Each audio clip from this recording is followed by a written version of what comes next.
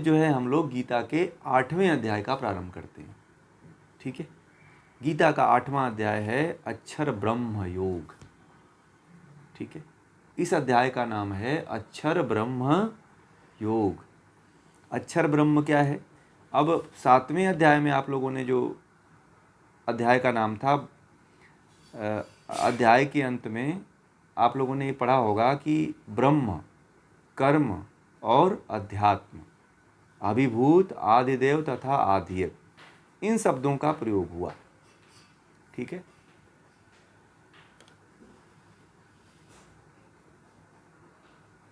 और 7वें अध्याय में ब्रह्म की बात हुई, कर्म की बात हुई और जरा और मरण की बात हुई।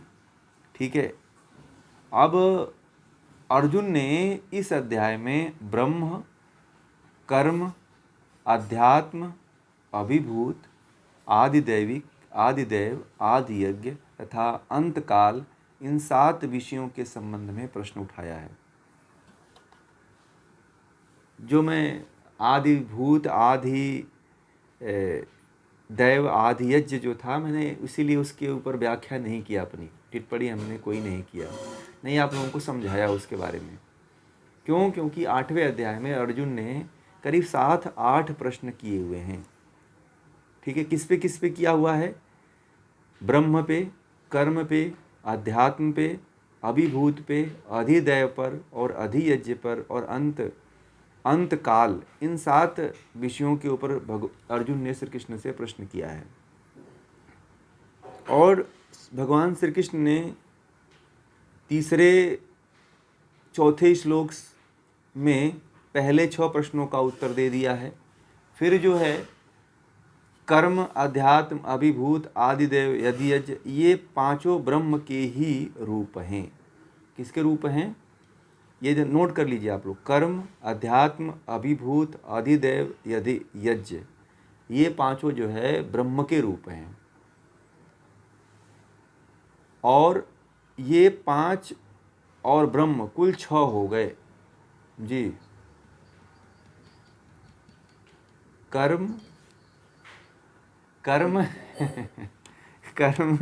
अध्यात्म, अभिभूत,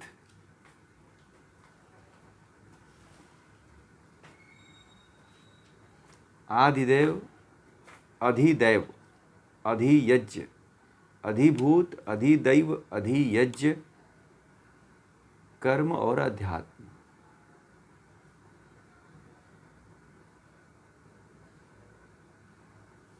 ये 5 ब्रह्म के रूप हैं। और ये 5 और ये ब्रह्म कुल 6 हो गए। और 7वां प्रश्न अंत काल के संबंध में बताया है, तो ये इसको लिखने की जरूरत नहीं है। तो अब हम जो 7वां प्रश्न है ना, 7वां प्रश्न जो अर्जुन ने किया है, उसके बारे में हम लोग जानेंगे।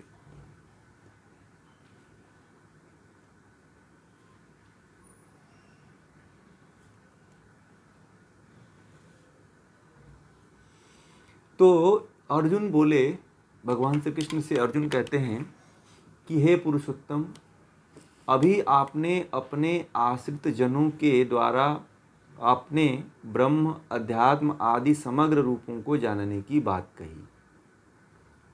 अतः मैं यह पूछना चाहता हूँ कि वह ब्रह्म क्या है? तो भगवान बोले कि उस परम अक्षर अर्थात निर्गुण निराकार परमात्मा को ब्रह्म कहते हैं। किसको ब्रह्म कहते हैं? निर्गुण निराकार, जिसका कोई गुण न हो, जिसका कोई आकार न हो, उस परमात्मा को ब्रह्म कहते हैं। अब ब्रह्म किसको कहते हैं, इसको तो आप लोग नोट कर लीजिएगा। निर्गुण निराकार परमात्मा को क्या कहते हैं? निर्गुण निराकार परमात्मा को ब्रह्म कहते हैं। इसको नोट कर लीजिएगा अच्छी तरह से। ठीक, आगे कहते हैं कि अब जो है, अब कोई भी जो है, ये तो थोड़ी सी भूमिका रही इसके बारे में, मैं जो आप लोगों को बताया। अब जो है पहले श्लोक से लेकर के 5वें श्लोक तक कोई भी पढ़ें। हाँ, एकदम पढ़िए। आप पढ़ते हुए रहती नहीं है, इसीलिए मुझे याद नहीं था कि आप जुड़ती हैं। ठीक है। ठीक है।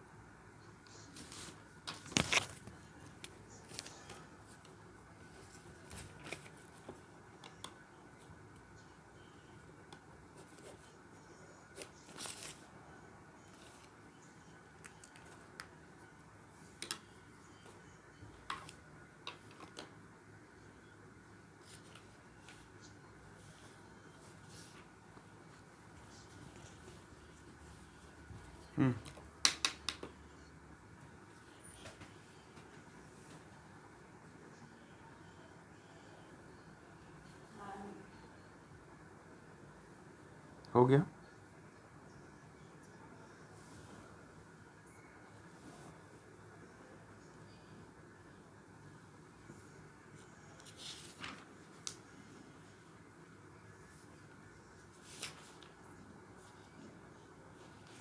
ठीक है जी, बहुत बहुत अच्छा, बहुत बढ़िया आपका, बहुत अच्छा आपने पढ़ा, बहुत बहुत धन्यवाद। ऐसे ही सभी लोग प्रयास करें। तो अब हम जो है 8वें अध्याय का प्रारंभ करते हैं। तो हमने जो अभी भूमिका बताया कि अर्जुन ने क्या पूछा भगवान श्री कृष्ण से, तो इस श्लोक में वही बात जो मैंने अभी आप लोगों को भूमिका के रूप में बताया कि अर्जुन ने भगवान से क्या कहा कि हे पुरुषोत्तम, वह ब्रह्म क्या है। ठीक है। पहले श्लोक में कह रहे हैं कि अब सबसे बड़ी बात है कि एक चीज़ और मैं आपको बता दूं कि वह अध्यात्म क्या है। इससे पहले की थोड़ी सी बात है, तो ये बात और समझ में आएगी। तो मेरे तरफ से मैं और आप लोगों को थोड़ा सा एक और चीज़ बता देना चाहता हूँ कि ये बात और आपको क्लियर अच्छी तरह से समझ में आए। तो अध्यात्म क्या है, मतलब जीवों की सत्ता होनेपन को अध्यात्म कहते हैं। ठीक है। जीवों की सत्ता होनेपन को अध्यात्म कहते हैं।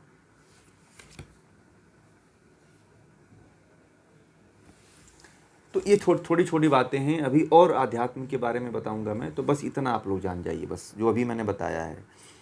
तो जीवों की सत्ता होनेपन को अध्यात्म कहते हैं।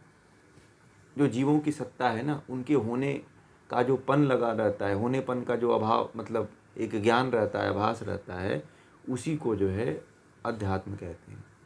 अभी और अध्यात्म के सरल रूप में बताऊंगा अभी, या केवल यही इसका अर्थ नहीं है अध्यात्म का, कई रूपों में मैं बताऊंगा कि अध्यात्म किसको कहते हैं। ठीक है।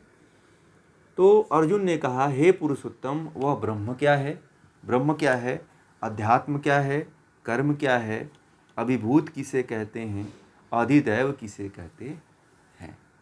इस तरह से अर्जुन ने कितने प्रश्न पूछे पहले ही अध्याय में, पहले ही श्लोक में। एक ब्रह्म क्या है, अध्यात्म क्या है, कर्म क्या है, अभिभूत क्या है और अधिदैव क्या है। कितने प्रश्न पूछे? 5। कितने प्रश्न पूछे? पहले ही श्लोक में अर्जुन ने भगवान श्री कृष्ण से 5 प्रश्न पूछते हैं। ठीक है।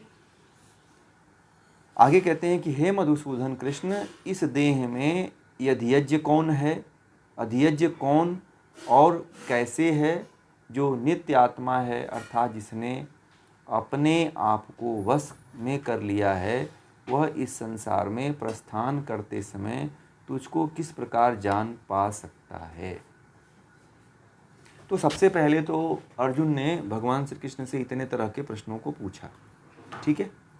5 प्रकार के प्रश्न पूछा और कहा कि इस देह में यदि यज्ञ, ठीक है, यदि अधिभूत, अब देखिए 5 प्रश्न इधर पूछ लिए, 6वां प्रश्न यहाँ पूछ रहे हैं कि यदि यज्ञ कौन है और कैसे है।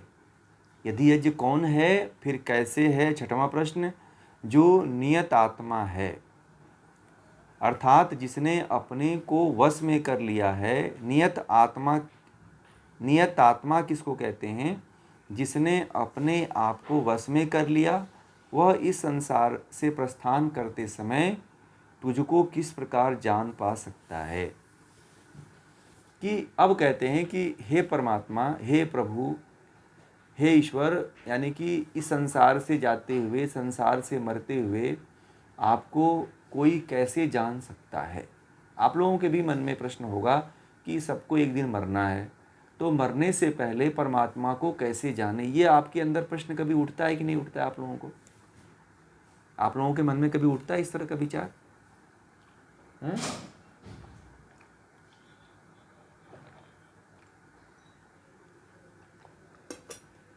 चलिए, बहुत अच्छी बात आपने कहा। ज्ञान नहीं था ना, ज्ञान नहीं था कि मरने से पहले कोई दुनिया में कोई एक और इन सभी दुनिया से भी ऊंची कोई वस्तु है। हमें यही लगता था कि जितना कमा खा लो, परिवार को देख लो, समाज को देख लो, यही पूरा जीवन है। हमें इससे ऊंची चीज़ नहीं पता थी ना किसी को, कि हमें एक और है कि इस दुनिया से, दुनिया को रहते हुए, संसार में रहते हुए, प्रस्थान करते हुए, यहाँ से जाते हुए परमात्मा को कैसे पाया जा सकता है। क्योंकि जो हमारा शरीर है और जो हमने यहाँ पे जो जन्म लिया है संसार में, हमारी आत्मा जो शरीर रूप में आकर के यहाँ पे कर्मों के फलों को भोग रही है, इससे जन्म जन्मांतरों के जो कर्मों के फल हैं उसको भुगत करके हम कैसे मुक्त होंगे, यह बात हमें किसी के द्वारा हमें जानकारी नहीं मिली थी। तो अब हमें जब जानकारी ये हो गई है कि हमारा अंतिम लक्ष्य क्या है, परमात्मा की प्राप्ति, तो अब आप लोग भी ये प्रश्न करना कि हम लोग परमात्मा को जान करके किस तरह से मुक्त होंगे इस पृथ्वी से।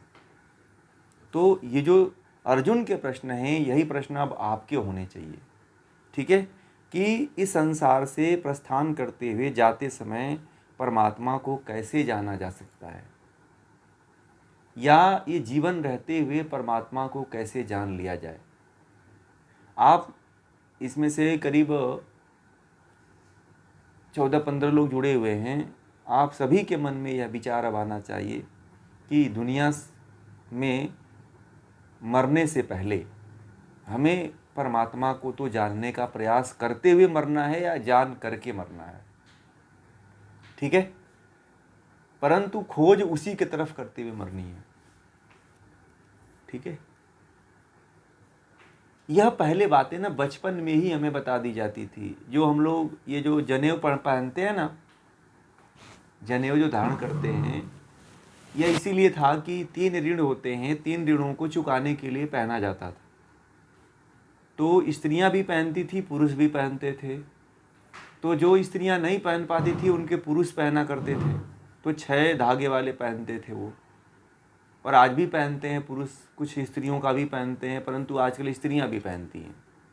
कुछ जो इस रहस्य को जानते हैं कि हमें तो मुक्त होना है, परमात्मा तक जाना है, तो उस ऋण को चुकाने के लिए जो है वह इसको हमेशा याद में कि हमें परमात्मा को प्राप्त करनी है। देव ऋण यानी कि देवताओं का ऋण देव ऋण ऐसे चुकेगा कि हम परमात्मा को प्राप्त करें, परमात्मा को जाने, तभी उसके ऋण से मुक्त हो सकते हैं। इसलिए हम सभी को मरने से पहले परमात्मा को जान लेना है, ठीक है। बिना परमात्मा को जाने हुए इस संसार से हमें नहीं जाना है। अब आप लोगों में से कितने लोग हैं जिनके मन में यह प्रश्न हमेशा बना रहेगा कि मरने से पहले एक काम जरूर करना है कि या तो योग के मार्ग पे चलते हुए मरूंगा, या ईश्वर को जान करके, या ईश्वर योग के मार्ग में ज्ञान को प्राप्त करते हुए मर जाऊंगा तो बहुत अच्छी बात है, ठीक है, या ज्ञान को प्राप्त करके मरूंगा। तो कितने लोग ऐसे हैं जो ज्ञान को प्राप्त करते हुए मरेंगे या ज्ञान प्राप्त करके मरेंगे? दोनों में आप सभी लोग अपना अपना मत दीजिए। राजन जी, महेंद्र जी, सुनील जी, और बताइए।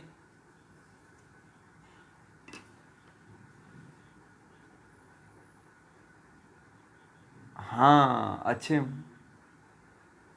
पूरी हो जाए, बहुत अच्छी बात है, आपने याद रखा है, बहुत अच्छी बात है। तो जो लोग ने इस सिद्धांत को नहीं सुना है, शायद वो इसीलिए नहीं अभी समझ पा रहे हैं। तो और लोग बताएं, इस सिद्धांत को अपने जीवन में पालन करेंगे कि नहीं करेंगे। मेरा कोई स्वार्थ नहीं है, आप लोगों को मुक्त कराने की मैं बात कर रहा हूँ, या मेरा कोई मत भी नहीं है, ये तो गीता का मत है, ठीक है। या मैं ये चीज़ आपके ऊपर थोप भी नहीं रहा हूँ, ये तो परमात्मा का जो सिद्धांत है वही चीज़ आप लोगों को मैं बता रहा हूँ, ठीक है। करेंगे ना। शमीरा शमीरा जी तैयार हुई हैं, हाँ बोलिए बोलिए।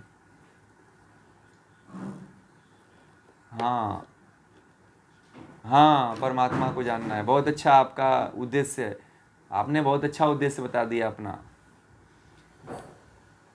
और बताइए।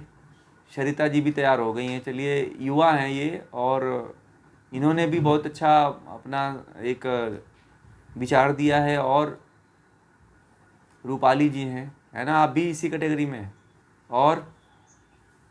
और समझ गए ना, मालूम नहीं था, अब तो पता चल गया।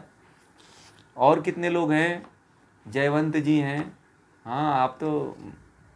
समीरा जी भी हैं, और कितने लोग हैं।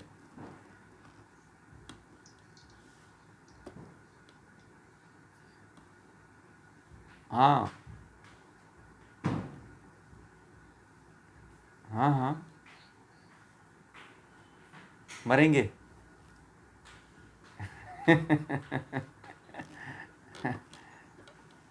और बताइए। हाँ। और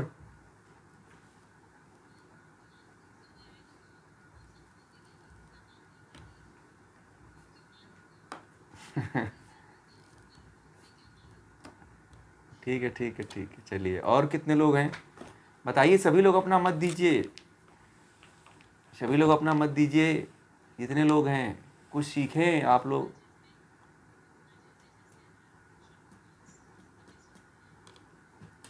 हाँ वो तो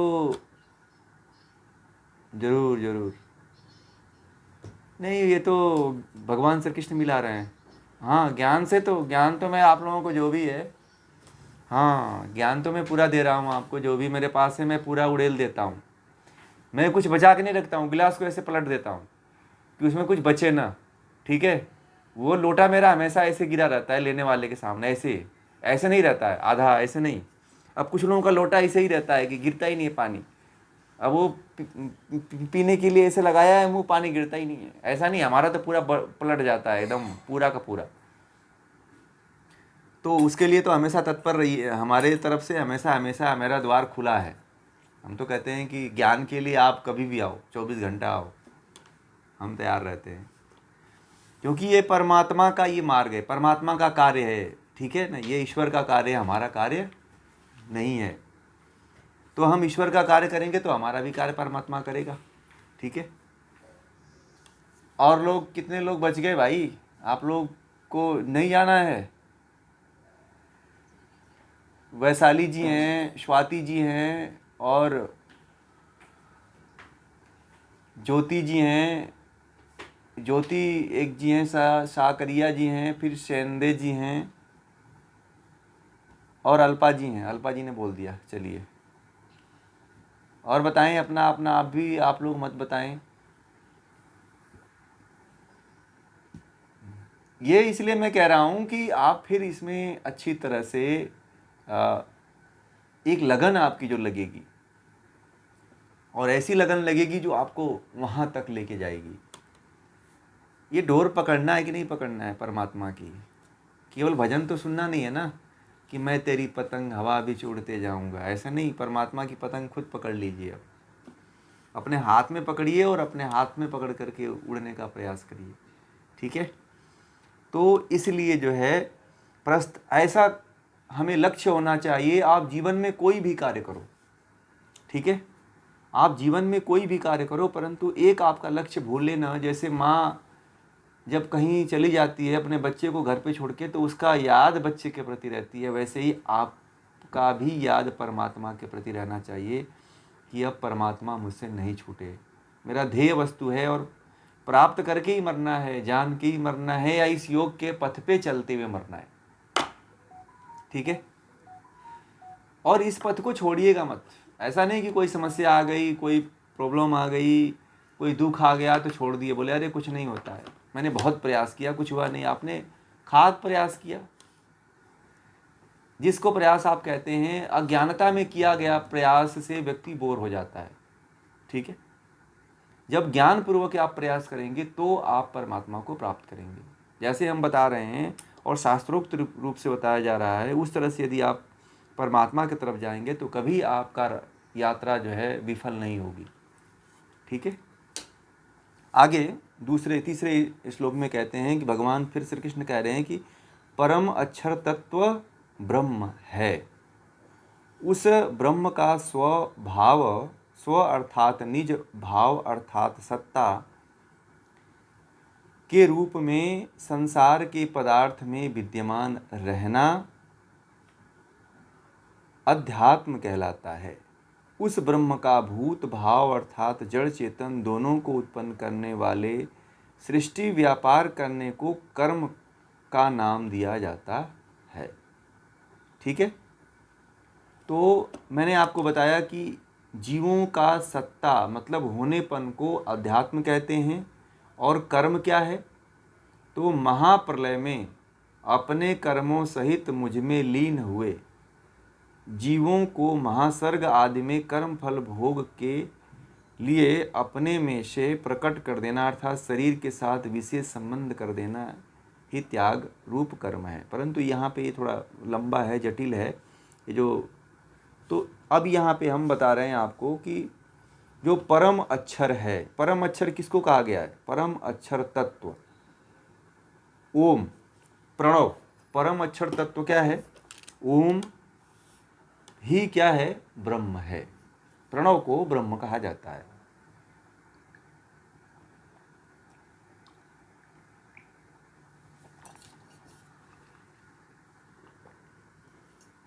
ठीक है, स्वभाव अर्थात निज का भाव सत्ता के रूप में संसार के पदार्थों में विद्यमान रहना अध्यात्म कहलाता है। जैसे मैंने कहा, जीवों की सत्तापन को अध्यात्म कहते हैं। जीवों के सत्तापन को, अर्थात इसको तोड़ करके मैंने बताया है कि स्वभाव अर्थात निज भाव, मतलब स्वभाव के रूप में संसार के पदार्थों में विद्यमान रहना, स्वभाव के रूप में संसार के पदार्थों में विद्यमान रहना अध्यात्म कहलाता है। लिख लीजिए, स्वभाव के रूप में संसार के पदार्थों में,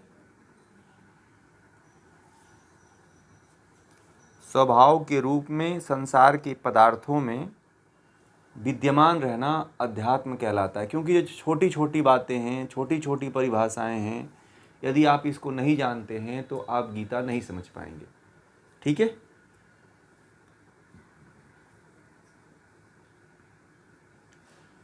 और उस ब्रह्म का भूत भाव अर्थात जड़ चेतन दोनों को उत्पन्न करने वाले सृष्टि व्यापार करने को कर्म कहा जाता है। परम अक्षर तत्व नोट कर लीजिए। परम पहला प्रश्न था कि ब्रह्म क्या है? ब्रह्म क्या है? तो परम अक्षर तत्व को ब्रह्म कहा जाता है। परम अक्षर तत्व में आप प्रणव कर सकते हैं, ओम कर सकते हैं। ठीक है, वो ब्रह्म कहा जाता है। और ब्रह्म का स्वभाव, ठीक है, ब्रह्म का स्वभाव अर्थात स्वयं का भाव अर्थात सत्ता के रूप में संसार के पदार्थों में विद्यमान रहना अध्यात्म कहलाता है। ब्रह्म का स्वभाव के रूप में संसार के पदार्थों में विद्यमान रहना अध्यात्म कहलाता है। और उस ब्रह्म का, और कहते हैं कि और उस ब्रह्म का भूत भाव अर्थात जड़, भूत मतलब होता है ये जो रात में निकलते हैं भूत नहीं, या पंच महाभूत नहीं, ये भूत होता है जड़ और चेतन। ठीक है। और उस ब्रह्म का जो जड़ और चेतन दोनों को उत्पन्न करने वाले जितने भी जड़ पदार्थ हैं और जो चेतन पदार्थ हैं, ब्रह्म का वह रूप जो जड़ और चेतन पदार्थों को उत्पन्न करता है। और इस सृष्टि का मतलब ये सृष्टि जितना है मनुष्यों के द्वारा, पेड़ पौधों के द्वारा, और इनके व्यापार को करने को कर्म कहते हैं। जड़ चेतन को दोनों को उत्पन्न करने वाले और उनके कार्य को करने वाले को कर्म का नाम दिया जाता है या कर्म कहते हैं।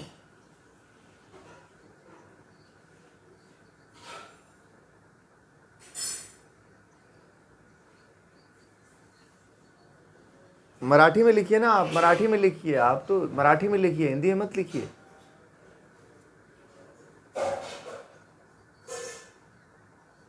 अच्छा, नहीं आते हैं, चलिए लिख लीजिए। चलिए ठीक है। उस ब्रह्म का भूत भाव अर्थात जड़ चेतन दोनों को उत्पन्न करने वाले सृष्टि व्यापार, मतलब ये जो सृष्टि जितने भी हम मनुष्य हैं, जीव जंतु हैं, पेड़ पौधे हैं, नदी तालाब हैं, जो इनका व्यापार करने को कर्म कहते हैं। ठीक है। जो भगवान अर्जुन ने प्रश्न पूछा था उसका उत्तर दे रहे हैं। ठीक है। ब्रह्म हो गया, अध्यात्म हो गया और कर्म हो गया। इन 3 प्रश्नों का उत्तर अर्जुन को भगवान श्री कृष्ण ने दे दिया।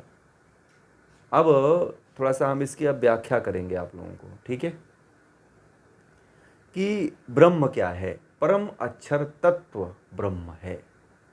ठीक है। ये तो आप लोगों को मैंने लिखाया है एक बच्चों की तरह कि आप लोगों को याद रहेगा कम से कम। ठीक है। परंतु अब इसको आप समझिए आप लोग।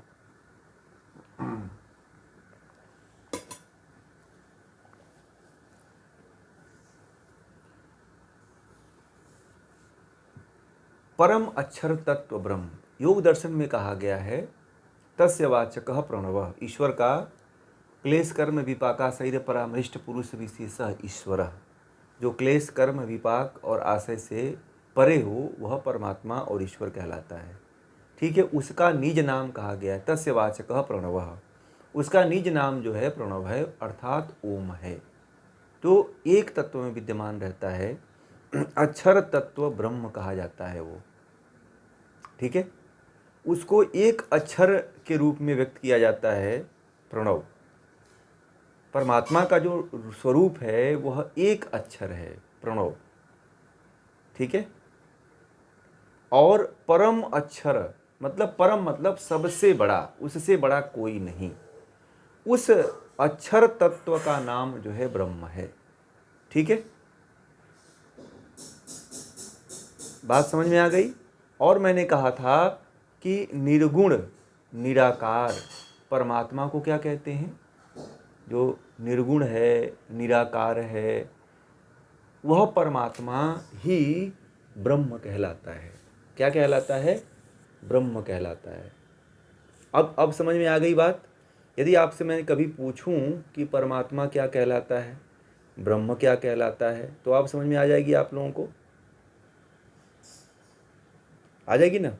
अब ये बात हो गई ब्रह्म की। अब आता है अध्यात्म क्या कहलाता है।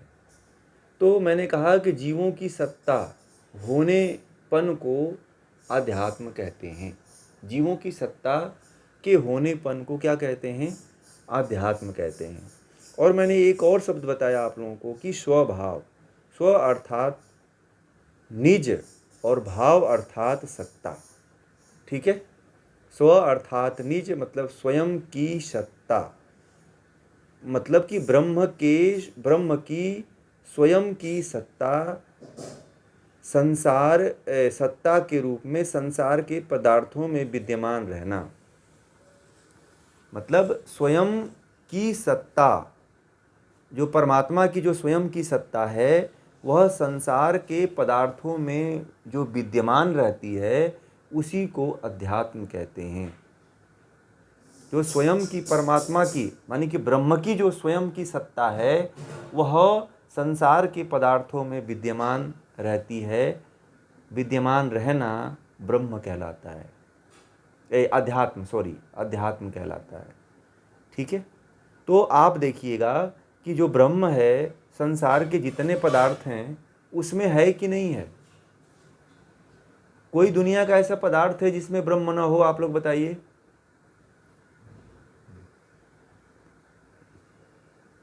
कोई ऐसा दुनिया का पदार्थ है जिसमें ब्रह्म नहीं है?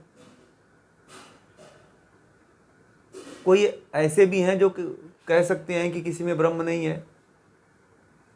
कितने लोग मानते हैं कि ब्रह्म सब जगह है, और कितने लोग नहीं मानते हैं कि ब्रह्म सब जगह नहीं है? बताइए। ब्रह्म कैसे है सब जगह? लोटे में ब्रह्म है क्या? पानी पी रहे थे हम, उसमें ब्रह्म है?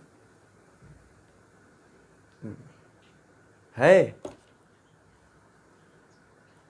जल में है। बहुत अच्छी बात है। और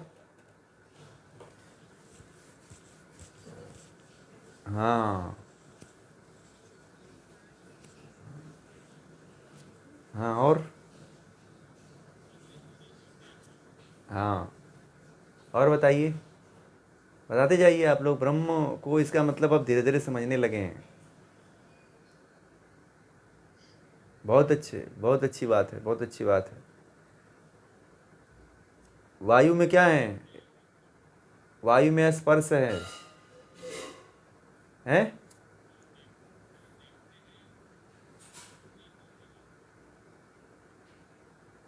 जिसके द्वारा देखते हैं वह ब्रह्म है। आप कहना चाहते हैं वही, परंतु निकल कुछ और रहा है। जिसके द्वारा हम देखते हैं, ठीक है, वही ब्रह्म है। आपको याद है, मैं आपकी भावना को समझ रहा हूँ, इसीलिए मैंने उसको बोल दिया कि आप बोलना ये चाहते हैं कि हम जिसके द्वारा देखते हैं वो कौन है? ब्रह्म है। आज के बाद सभी लोग ये इसको नोट कर लीजिएगा, याद कर लीजिएगा कि जिससे हम सुनते हैं वह ब्रह्म है, जिससे हम देखते हैं वह ब्रह्म है, जिससे हम बोलते हैं वह क्या है? ब्रह्म है, जिससे हम स्पर्श करते हैं वह क्या है? ब्रह्म है। ठीक है। ये चमड़ी को ब्रह्म मत मान लीजिएगा।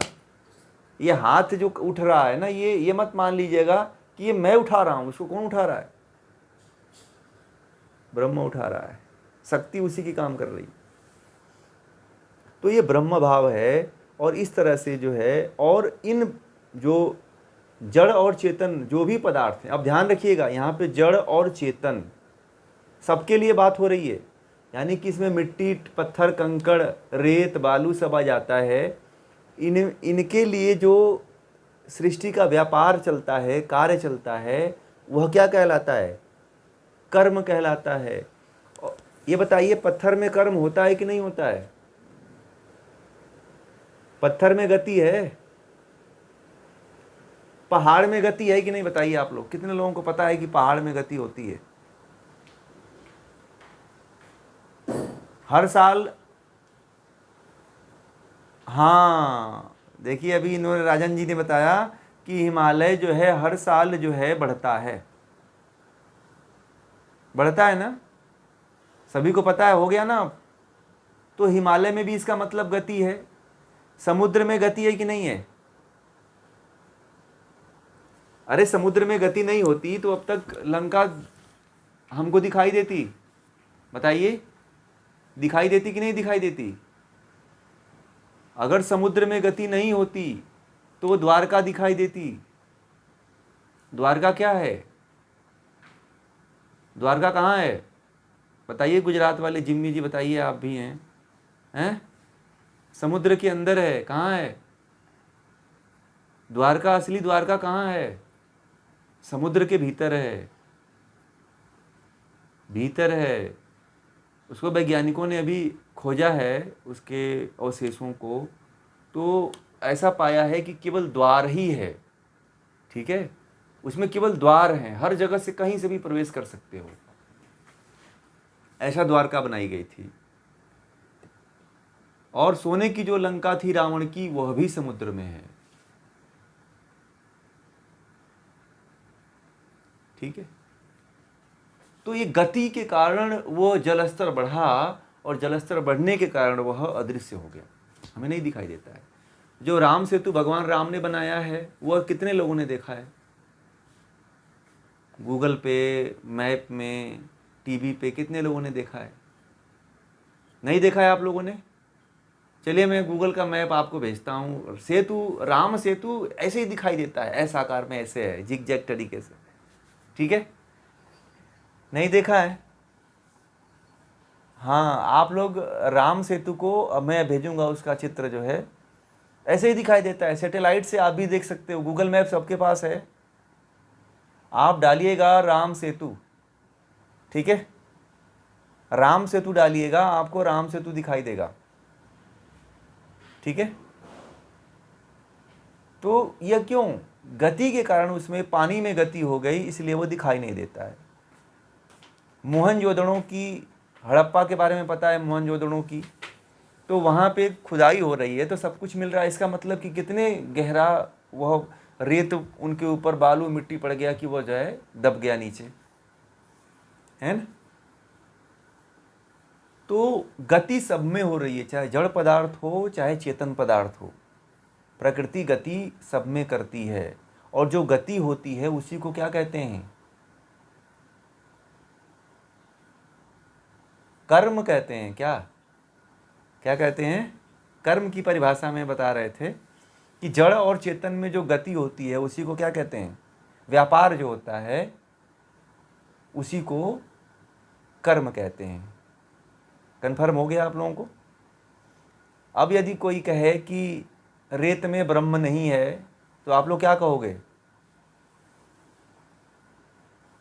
रेत को किस दृष्टि से देखोगे, बताओ आप लोग? नहीं, रेत को किस दृष्टि से देखेंगे? ब्रह्म की दृष्टि से देखेंगे ना। उसमें ब्रह्म है और ब्रह्म के कारण वो गति करता है। समझ में आ रही है ना? जटिल तो नहीं हो रहा है ना आप लोगों को? हो रहा है? हाँ, नहीं तो बता दीजिए, बहुत अच्छी बात है, बहुत अच्छी बात है। हो रहा है तो मैं बताऊंगा ना। हाँ, एकदम एकदम सही कहा आपने। जरूर जरूर जरूर। देखिए, रेत में क्या है, रेत में क्या होता है, रेत जो है, आप लोग रेत को क्या जानते हैं? रेत में भी गति होती है। गति होती कि नहीं होती है? संसार में एक चीज आपको ईसावास्य उपनिषद में एक बात कही गई है। हाँ, उसमें गति होती है। इलेक्ट्रॉन, प्रोटॉन, न्यूट्रॉन, ये जो होते हैं मॉलिक्यूल्स होते हैं, अणु जो होते हैं, वह गति करते हैं। और देखिए, ईसावास्य उपनिषद में ये कहा गया है कि संसार में जितने भी पदार्थ हैं उन सब में गति होती है, चाहे जड़ हो चाहे चेतन हो, चाहे पत्थर हो चाहे मिट्टी हो। ठीक है, सब में जो है गति होती है। और आपको ये बता दें कि उपनिषदों में तो यहाँ तक ये भी कहा गया है कि जो पत्थर और रेत है ना, वो अभी किसी मनुष्य की योनि है जो कर्मों का फल भोग रही है पत्थर और रेत के रूप में। ठीक है, मनुष्य ने ऐसा कोई कुकर्म किया हुआ है कि पत्थर बन करके, पहाड़ बन करके युगों युगों तक खड़ा है और वह मुक्त नहीं होगा। परमात्मा ने उसको ऐसी सजा दे रखी है। इसलिए आप लोग अच्छा कर्म करिएगा कि पत्थर न बनना पड़े। कहते हैं ना, अहिल्या पत्थर हो गई थी, तो राम की कृपा हुई तो वो क्या हुआ? वह मुक्त हो पाई। तो परमात्मा भी जो है, यदि आपका बुरा कर्म रहेगा तो आपको पत्थर बना देगा, और आप कितने वर्षों तक इस पृथ्वी पर रहोगे पत्थर बन करके, ये कोई नहीं जानता है।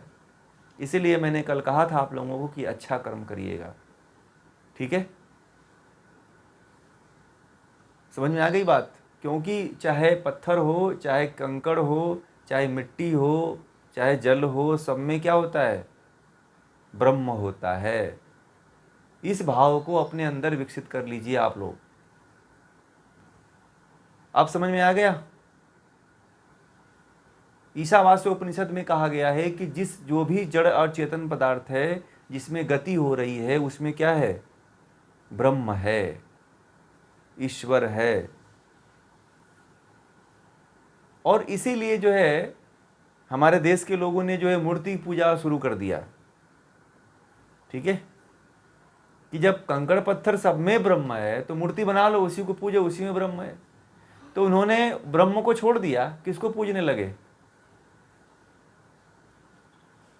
पत्थर को पूजने लगे। अब ये समस्या हो गई उन लोगों के साथ, उनको यथार्थ का ज्ञान नहीं रहा। पता है आप लोगों को, वो बेचारे जो है रास्ते से भटक गए और आज भी भटके हुए हैं। और उसमें हम लोग भी हैं कि नहीं हैं? हम लोग भी उसी में से भटके हुए हैं जो ब्रह्म को छोड़ करके उस पत्थर को पूजने लगे। ठीक है, ये बहुत रहस्य की बात है। कि नहीं समझ में आएगा तो बोलिएगा, हमें और इसको ओपन करेंगे।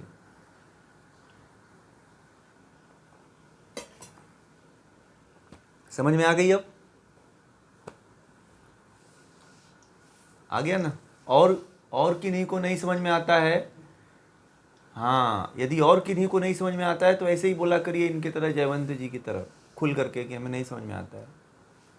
ठीक है, और उसे समझाएंगे आप लोगों को। ऐसे मत आप लोग आगे बढ़िए, बोलिए कि समझ में आ गया, ऐसा मत कहिए कभी। कॉलेज वाली लाइफ को छोड़ दीजिए। कॉलेज में बच्चे 100 बच्चे होते हैं, उसमें से एक बच्चे बोलते हैं। यूनिवर्सिटी में बच्चे हैं ना, उनको समझ में भले नहीं आता है, बोल देते हैं हाँ आ रहा है। ठीक है जी।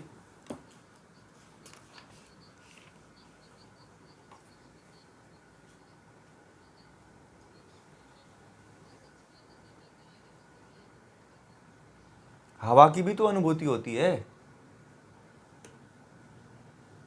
हवा बह रही है तो आपको पता चल रहा है ना? नहीं, हवा का अनुभूति तो शरीर पे होती है कि नहीं होती है? कि हवा जो है चल रही है, हवा चल रही है तो पता चलता है ना कि पंखा चल रहा है और पंखा बंद हो गया। आप पंखा अपना बंद करके देखिए अभी।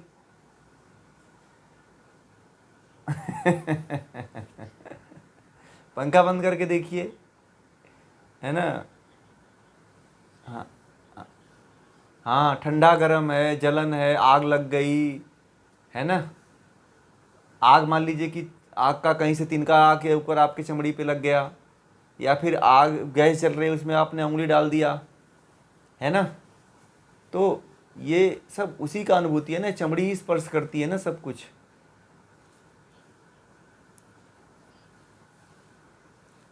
जी हाँ हाँ, पृथ्वी में गंध आएगी, वो तो तन्मात्रा है उसकी, पृथ्वी की गंध गंध आएगी। तो जितने भी गंध हम नाक के द्वारा लेते हैं तो नाक अनुभूत करती है उसको कि और गंध भी दो तरह की होती है, एक सही वाली गंध होती है, एक बुरी वाली गंध होती है। आप कूड़ा वाले के पास से गुजरेंगे तो कैसी गंध आती है? कचरा का जहाँ ढेर लगा रहता है वहाँ पे कैसी गंध आती है? दुर्गंध आती है और सड़ा हुआ गंध आती है। मान लीजिए कि अगर आपको फूलों की बागवान से गुजारा गया तो वहाँ पे कैसी गंध आएगी? फूलों की सुगंध आएगी, है ना? तो इस तरह से सभी में जो है यह भाव अपने अंदर विकसित करिए।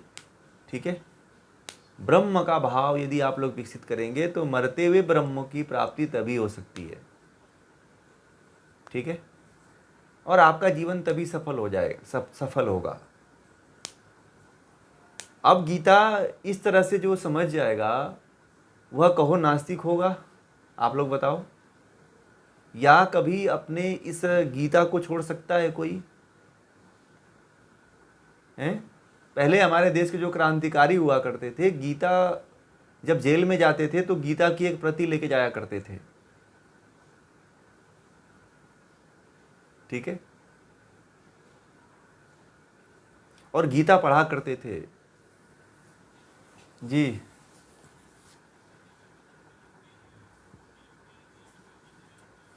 हाँ, लोग, वो तो बताया ना आपको, उस दिन बताया था मैंने, वो हाँ, गीता का जो उन्होंने ज्ञान था उसमें स्वाध्याय किया, उसका पढ़ा। इससे पहले उनके गुरु से उन्होंने अध्ययन किया था। उनके परिवार में भी गीता का स्वाध्याय हुआ करता था, ठीक है ना। और इससे पहले वो लोग जो है महर्षि दयानंद सरस्वती से जुड़े हुए थे, ठीक है ना। महर्षि दयानंद सरस्वती जो थे सभी क्रांतिकारियों के पितामह हैं। तो उनसे वो लोकमान्य तिलक, बाल गंगाधर तिलक, ये लोग सब लोग जुड़े हुए थे। भगत सिंह के भी परिवार जो जुड़े हुए थे। जितने भी क्रांतिकारी रहे हैं वो महर्षि दयानंद सरस्वती का सानिध्य सबको मिला है, ठीक है। और जिसके कारण जो है उन्होंने देश के लिए काम किया, ठीक है। तो ज्ञान तो कहीं ना कहीं से मिलता है तो ही व्यक्ति बड़ी क्रांति कर पाता है ना। मान लीजिए कि यदि इस तरह का ज्ञान आप लोगों के अंदर मिल रहा है तो इसका तो फल मिलेगा कि नहीं मिलेगा, बताइए। आप अपने भी मुक्त होंगे, 10 लोगों को और मुक्त करेंगे, है कि नहीं। आप अपने परिवार को बताओगे, अपने दोस्तों को बताओगे, समझाओगे, जोड़ने का प्रयास करेंगे आप लोग, है ना। तो ये परंपरा धीरे धीरे चलेगी। और इसमें ये भी नहीं है कि कहीं और जगह से है, सब इसमें दिया हुआ है पुस्तकों में, कहीं और जाने की जरूरत ही नहीं है। सब कुछ अपने इसी ग्रंथों में है, ठीक है।